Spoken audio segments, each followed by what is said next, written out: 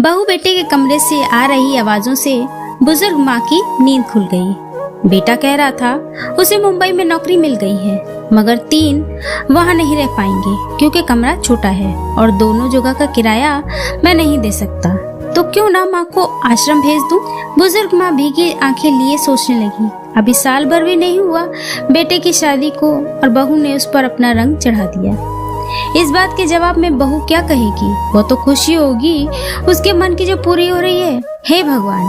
मगर पति की बात सुनकर पत्नी बोली, नहीं, माँ और मैं यही रहेंगे। मैं पढ़ी लिखी हूँ, बच्चों को ट्यूशन पढ़ाकर इतना तो कमा लूंगी कि मेरा और माँ का गुजारा हो जाए। और आपने तो बताया था कि माँ ने आप लोगों को घरों में काम करके पढ़ाया था। सोचो अगर माँ भी आपको किसी अनाथ आश्रम में छोड़कर अपना जीवन शुरू करती तो आप कहाँ होते? और फिर जब आप वहाँ सेटल होकर बड़ा कमरा ले लें तो हमें भी बुला लेना।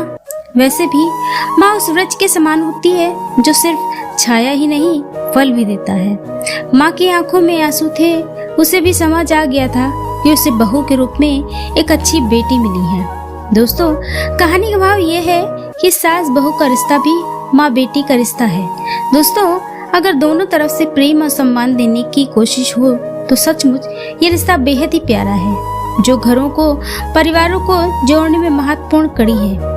ये सुंदर और प्रेरणादायक कहानी आपको कैसे लगी कमेंट में जरूर बताइएगा। और चैनल को सब्सक्राइब नहीं किया है तो अभी कर लीजिए। तो मिलते हैं एक नई कहानी के साथ। तब तक स्वस्थ रहें, मस्त रहें। धन्यवाद।